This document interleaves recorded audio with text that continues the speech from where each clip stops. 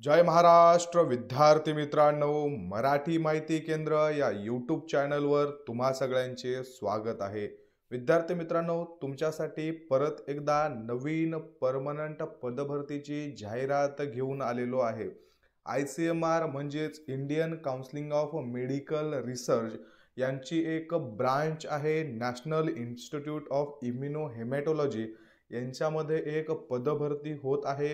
त्यासाठी 12 फेब्रुवारी रोजी ही notification release करण्यात आलेली आहे। यामध्ये NIIH म्हणजेच नॅशनल इन्स्टिट्यूट ऑफ इम्युनोहेमॅटॉलॉजी याच्यामध्ये पदभरती जी आहे ती निघणार आहे। त्याच्यामध्ये 12 तारखेचं हे अपडेट आहे बघा। याच्यामध्ये तुम्हाला ऑनलाईन फॉर्म भरायची तारीख जी आहे ती लवकरच प्रोव्हाइड केली जाणार आहे। लास्ट डेट असेल किंवा CBT असेल, स्किल टेस्ट असतील, या सगळ्यांविषयी जी माहिती आहे ती तुम्हाला लवकरच साईटवरती प्रसिद्ध करून देण्यात येणार आहे। जशा पद्धतीनं या साईटवरती हे फॉर्म भरायला सुरुवात होतील, त्याची फॉर्म भरायची स्टार्टिंग आणि एंडिंग डेट जशी रिलीज होईल तसं मी तुम्हाला व्हिडिओ बनवून डिटेल्समध्ये माहिती बनवून सांगेल। त्यासाठी तुम्हाला आपल्या चॅनलला सबस्क्राईब करून ठेवायचं आहे। यामध्ये कोणते कोणते पद आहेत त्याविषयी आपण माहिती पाहू, त्याचं क्वालिफिकेशन पाहू। जर तुम्ही एलिजिबल असाल तर व्हिडिओ नक्की बघा आणि काय काय डॉक्युमेंट्स लागणार आहेत हे पण मी तुम्हाला सांगणार आहे। त्यामुळं फॉर्म भरायला सुरुवात होण्याआधी तुमच्याकडं वेळ असणार आहे सगळे डॉक्युमेंट्स प्रिपेअर करण्यासाठी। तर बघा, पहिलं पद असणार आहे असिस्टंटचं, हे ग्रुप बीचं पद असणार आहे। यामध्ये तुम्हाला लेवल 6 पेमेंट मिळणार आहे 7व्या वेतनमध्ये 35,400 पासून 1,12,400 रुपये बेसिक पेमेंट असणार आहे। विद्यार्थी मित्रांनो, ही जी पदभरती आहे ही 2025 मध्ये होत आहे आणि केंद्र शासन जे आहे ते 2026 पासून 8वं वेतन लागू करत आहे। हे 7वं वेतनानुसार पेमेंट आहे। 8वं वेतन लागल्याच्या नंतर जवळपास बेसिक पेमेंट मध्येच खूप जास्त वाढ होणार आहे। सद्यस्थितीवर हे जे पेमेंट आहे 35,400च्या बेसिकवर तुमच्या हातामध्ये जवळपास 60 ते 65,000 रुपये इन हँड येत असतात आणि जेव्हा तुमचं 8वं वेतन लागेल तेव्हा याच्यामध्ये खूप जास्त भर होणार आहे। एज लिमिट लागणार आहे तुम्हाला लोअर कमीत कमी 18 आणि अप्पर एज लिमिट 30 वर्षापर्यंत। एकच पोस्ट असणार आहे आणि ती असणार आहे अनरिझर्व्ड साठी। तुमचं क्वालिफिकेशन असणार आहे 3 वर्षाची बॅचलर डिग्री असायला पाहिजे, मग ते तुमचं BA असेल, BSc असेल, BCom असेल, व्हॉटएव्हर। त्यानंतर बघा, वर्किंग नॉलेज ऑफ कॅम्प्युटर म्हणजे तुमचं MA-CIT जर झालेलं असेल तरीही तुम्ही यासाठी अप्लाय करू शकणार आहात। त्यानंतर विद्यार्थी मित्रांनो, दुसरं पद असणार आहे अप्पर डिव्हिजन क्लार्कचं, ग्रुप Cचं पोस्ट असणार आहे। यामध्ये तुम्हाला 7व्या वेतन आयोगानुसार लेवल 4 पे स्केल म्हणजेच 25,500 पासून 81,100 पर्यंत हे पेमेंट असणार आहे बेसिक। यामध्ये 18 ते 27 वर्षापर्यंतची वयोमर्यादा ठेवण्यात आलेली आहे। यासाठीचं सुद्धा एकच पद असणार आहे। यामध्ये तुम्हाला degree from recognised university degree असायला पाहिजे आणि त्यानंतर तुमचं टायपिंग असायला पाहिजे। 35 word per minute in English आणि 30 words per minute in Hindi, तर तुम्ही यासाठी अप्लाय करू शकणार आहात। त्यानंतर पुढील पद असणार आहे 3ऱ्या क्रमांकाचं लोअर डिव्हिजन क्लार्कचं, हे सुद्धा पद ग्रुप Cचं असणार आहे। यामध्ये तुम्हाला लेवल 2चं पे स्केल असणार आहे 19,900 पासून 63,200 पर्यंत। 18 ते 27 वर्षाची यामध्ये सुद्धा वयोमर्यादा ठेवण्यात आलेली आहे। एक पद असणार आहे अनरिझर्व्ड साठी। तुमचं 12वी प्लस जर टायपिंग झालेलं असेल, 35 word per minute in English आणि 30 पर मिनिट इन हिंदी, तर तुम्ही अप्लाय करू शकणार आहात। त्यानंतर असणार आहे पर्सनल असिस्टंटचं गट बचं पद।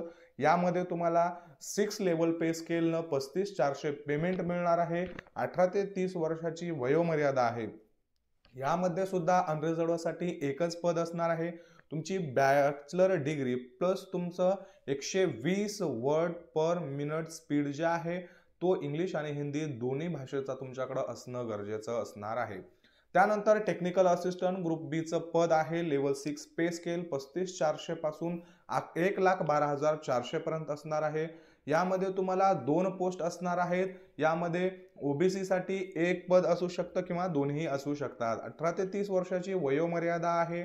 विद्यार्थी मित्रांनो, तुमचं कमीत कमी फर्स्ट क्लास मध्ये 3 वर्षाची डिग्री झालेली पाहिजे बायोलॉजी सायन्स किंवा बायोटेक्नॉलॉजीमधून. म्हणजे तुमचं BSc असायला पाहिजे बायोलॉजीच्या कोणत्याही सब्जेक्टमधून, जसं झू असेल किंवा बॉटनी असेल, मायक्रोबायोलॉजी असेल, केमिस्ट्री असेल, एक्सेट्रा एक्सेट्रा, तर तुम्ही अप्लाय करू शकणार आहात. त्यानंतर पुढील पद असणार आहे टेक्निकल फर्स्टचं ग्रुप Cचं पद आहे. 19,900 पासून 63,200 पर्यंत पेमेंट असणार आहे. तर यामध्ये 18 ते 28 वर्षाची वयोमर्यादा ठेवण्यात आलेली आहे. 4 पोस्ट आहेत, त्यापैकी अनरिझर्व्ह साठी 2, ओबीसी साठी 1 आणि EW साठी 1 तुम्हाला यामध्ये क्वालिफिकेशन ठेवण्यात आलेलं आहे. 12वी झालेली पाहिजे तुमची कमीत कमी 55% आणि त्यानंतर तुमचा मेडिकल लॅबोरेटरी टेक्नॉलॉजीमधून डिप्लोमा किंवा डिग्री होणं गरजेचं आहे. तुमचं BMLT झालेलं असेल, MLT झालेलं असेल, DMLT असेल, PGDMLT असेल, तरीही तुम्ही या पदांसाठी अप्लाय करू शकणार आहात. यामध्ये जी पेमेंट स्केल आहे ती थोडीशी कमी आहे, पण तुम्ही अप्लाय नक्की करा. त्यानंतर विद्यार्थी मित्रांनो, लॅब अटेंडंटचं सुद्धा पद आहे. यामध्ये सुद्धा तुमचं 10वी जे आहे ते 50% मधून झालेलं हवं आणि तुम्हाला रजिस्ट्रेशन लॅब सस्पेन्सिव्ह फील्ड ट्रेड सर्टिफिकेट तुमच्याकडे असणं गरजेचं असणार आहे. 18,000 रुपये बेसिक पेमेंट मिळणार आहे. 18 ते 25 वर्षाची वयोमर्यादा ठेवण्यात आलेली आहे. यामध्ये अनरिझर्व्ह साठी फक्त एकच पद जे आहे ते भरून घेतलं जाणार आहे. कशा पद्धतीनं अप्लाय करायचं आहे, तुम्हाला ओनली ऑनलाईन मोडनं अप्लाय करायचं आहे. जसं तुम्हाला साईटवरती फॉर्म भरायची सुरुवात होईल तशी जी लिंक आहे ती लिंक येईल आणि ती लिंक मी तुम्हाला आपल्या टेलिग्राम चॅनलला शेअर करतो. तिथं जाऊन तुम्ही फॉर्म भरू शकता. महत्वाचं म्हणजे फीस किती असणार आहे बघा. सगळे जे पद आहेत या आता किती पद आहेत, assistant, upper division clerk, lower division clerk, personal assistant, technical assistant, technical 1 आणि लॅब अटेंडंट, एवढ्या प्रकारचे जे पद आहेत, एवढे पद या पदभरतीत भरून घेतले जात आहेत. अनरिझर्व्ड असेल, ओबीसी असेल, EWS असेल, या सगळ्यांसाठी 2,000 रुपये फीस ठेवण्यात आलेली आहे आणि जे वुमन कॅन्डिडेट आहेत त्यांच्यासाठी मात्र 1,600 रुपये जी फीस आहे ती ठेवण्यात आलेली आहे. बाकीचे त्यांनी रूल्स रेग्युलेशन वगैरे जे आहे ते दिलेलं आहे. तुम्ही डिटेल्समध्ये ही PDF टेलिग्राम चॅनलला देतो, तिथं जाऊन वाचून घ्यायचं आहे. विद्यार्थी मित्रांनो, तुम्हाला काय काय डॉक्युमेंट्स लागणार आहेत, कोणते डॉक्युमेंट्स तुम्हाला अप्लाय करायचे आहेत किंवा ऑनलाईन सबमिट करायचे आहेत ते बघा, खूप महत्त्वाचं असणार आहे. पहिलं लागणार आहे तुम्हाला proof of date of birth. तुम्हाला डेट ऑफ बर्थ तुमचं त्याचं प्रूफ हवं आहे. त्यासाठी तुमचं 10वीचं सनद असेल, सर्टिफिकेट असेल किंवा तुमचं बर्थ सर्टिफिकेट असेल किंवा लिव्हिंग सर्टिफिकेट असेल, ते तुम्हाला तिथं चालून जातं. त्यानंतर तुमच्याकडे प्रूफ ऑफ कॅटेगरीचं तुम्हाला सर्टिफिकेट पाहिजे. त्यानंतर डिक्लेरेशन असायला पाहिजे. तुमचं EWS असेल तर इन्कम सर्टिफिकेट असायला पाहिजे. त्याच्यानंतर तुमचे जे काही क्वालिफिकेशनचे डॉक्युमेंट्स आहेत, 10th मार्कशीट असेल, सर्टिफिकेट असेल, 12th सेम, त्यानंतर ग्रॅज्युएशन, डिप्लोमा वगैरे आणि MSCIT वगैरे ज्यांना लागणार आहे त्यांना त्यांच्यासाठी. त्यानंतर जर तुम्हाला त्या कोर्ससाठी जर टायपिंग वगैरे कंपल्सरी केलेलं असेल तर त्या तुमच्या टायपिंगचे वगैरे जे आहेत ते सगळे सर्टिफिकेट तिथं तुम्हाला लागणार आहे. त्यानंतर तुम्हाला नो ऑब्जेक्शन सर्टिफिकेट सुद्धा लागणार आहे. जर तुम्ही याच्या आधी कुठं काम करत असाल आणि ऑन वर्क असाल तर तिथं त्यानंतर मात्र तुम्हाला नो ऑब्जेक्शन सर्टिफिकेट जे आहे ते जोडावं लागणार आहे. त्यानंतर बघा, नो ऑब्जेक्शन सर्टिफिकेट जे कॅन्डिडेट ICMR प्रोजेक्टमध्ये आहेत त्यांच्यासाठी सुद्धा वेगळंच असणार आहे. स्किल सर्टिफिकेट असे असतील तुमचे ते तुम्हाला तिथं जोडायचे आहेत. ॲप्लिकेशन विच हॅव त्याच्या ब्लूर नो फोटोग्राफ्स, जर तुमचं ॲप्लिकेशन ब्लर असेल, फोटोग्राफ ब्लर असेल, सिग्नेचर नसेल, त्याच्यानंतर फीस तुम्ही पे केली नसेल तर असे फॉर्म जे आहेत ते रिजेक्ट करण्यात येतात. त्यामुळे तुम्ही व्यवस्थित जे फॉर्म आहेत ते भरायचे आहेत. एक्झाम पॅटर्न कसा असणार आहे, काय काय असणार आहे, सिलेबस यासाठी बघा खूप महत्त्वाचं आहे. जे काही पद आहेत, पहिलं असिस्टंट जे पद आहे या पदासाठी इंग्लिश जनरल नॉलेज असेल, त्यानंतर जनरल इंटेलिजन्स अँड रिझनिंग असेल, कॅम्प्युटर ॲप्टिट्यूड असेल आणि क्वांटिटेटिव्ह ॲप्टिट्यूड असेल. प्रत्येकी 20 क्वेश्चन 20 मार्कासाठी असणार आहे. 100 मार्काचा प्रश्न 100 क्वेश्चन असणार आहेत आणि यासाठी तुम्हाला 90 मिनिटं जे आहे तो वेळ देण्यात येणार आहे. त्यानंतर तुम्हाला कॅम्प्युटर बेस जे आहे त्यामध्ये तुम्हाला इंग्लिश लँग्वेज आणि हिंदी लँग्वेज मधून सुद्धा तुम्ही जे आपला आहे फॉर्म आहे तो भरू शकणार आहात.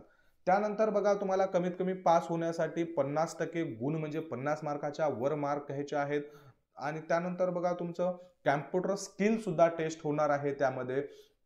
त्यामध्ये वेगवेगळे जे टायपिंग असेल किंवा प्रिपरेशन ऑफ एक्सेल सीटवर तुम्हाला काहीतरी तयार करायला देण्यात येणार आहे. प्रिपरेशन ऑफ पॉवर पॉईंटमध्ये तुम्हाला काहीतरी तयार करायला देण्यात येणार आहे. 20 मार्काची ही पेपर असणार आहे. 60 मिनिटाचा तुम्हाला वेळ देण्यात येणार आहे आणि त्यानुसार तुमचं जे सिलेक्शन आहे ते केलं जाणार आहे. वेगवेगळे जे पद आहेत त्या वेगवेगळ्या पदांसाठी आता बघा असिस्टंटचं बघितलं, हे जे दुसरं पद आहे या पदासाठी वेगळंच म्हणजे सगळे जे सिलेबस आहेत हे सेमच असणार आहेत, पण स्किल टेस्ट आहेत त्यांच्यामध्ये थोडासा डिफरन्स आहे.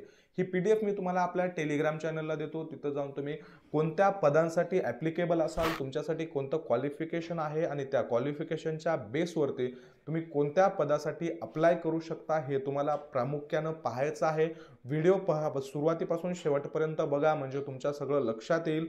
तुम्हाला तुमचं क्वालिफिकेशनच्या बेसवर कोणता फॉर्म भरता येईल, कोणत्या पदासाठी फॉर्म भरता येईल हा डिसिजन घ्यायचा आहे. आणि त्यानंतर त्या पर्टिक्युलर जो सब्जेक्ट आहे किंवा पर्टिक्युलर जो काही पद आहे ज्याच्यासाठी तुम्ही अप्लाय करणार आहात त्याचं क्वालिफिकेशन काय असणार आहे, एक्झाम काय असणार, क्वालिफिकेशन तर आपण डिस्कस केलेलं आहे, एक्झाम पॅटर्न काय असणार आहे, एक्झामचे सब्जेक्ट काय असणार आहेत हे तुम्हाला पाहून घ्यायचं आहे. आणि त्यानंतर तुम्हाला जे आहे ते प्रिपरेशन करायचं आहे. विद्यार्थी मित्रांनो, हे शेवटी जे आहे ते फॉर्मॅट दिलेले आहेत. या फॉर्मॅटमध्ये तुम्हाला तुमचे जे डॉक्युमेंट्स आहेत ते सबमिट करायचे आहेत. जवळपास या जाहिरातीविषयी आपण पूर्ण डिटेल्समध्ये माहिती पाहिलेली आहे. ही जी जाहिरात आहे ती इंडियन काउन्सिल ऑफ मेडिकल रिसर्चची एक ब्रांच आहे. NIIH म्हणजेच नॅशनल इन्स्टिट्यूट ऑफ इम्युनोहेमॅटॉलॉजी यांच्यामध्ये ही रिक्वायरमेंट आहे. त्यांच्याद्वारे ही पदभरती करून घेतली जात आहे. याविषयी एक नोटिफिकेशन आहे. याची जशी तुम्हाला अर्ज भरायला सुरुवात होतील तसं मी व्हिडिओ बनवून नक्की माहिती देईल. तुम्हाला आज दिलेल्या माहितीमध्ये जे डॉक्युमेंट्स तुमच्याकडे नसतील ते डॉक्युमेंट्स तुम्ही प्रिपेअर करून ठेवा आणि या जाहिरातीची थोडीशी स्टडी करा. तुमच्या क्वालिफिकेशननुसार कोणता फॉर्म भरू शकता याविषयी माहिती काढा, त्याचा सिलेबस काढा आणि अभ्यासाच्या तयारीला लागा. त्याचबरोबर तुम्हाला दिलेली माहिती आवडली असेल तर व्हिडिओला लाईक करा. अशाच माहितीसाठी आपल्या चॅनलला सबस्क्राईब करायला विसरू नका. तुमचे काही प्रश्न असतील तर कमेंट बॉक्समध्ये विचारा आणि सगळे PDF नोट्स मिळवण्यासाठी टेलिग्राम चॅनल नक्की जॉईन करा. धन्यवाद.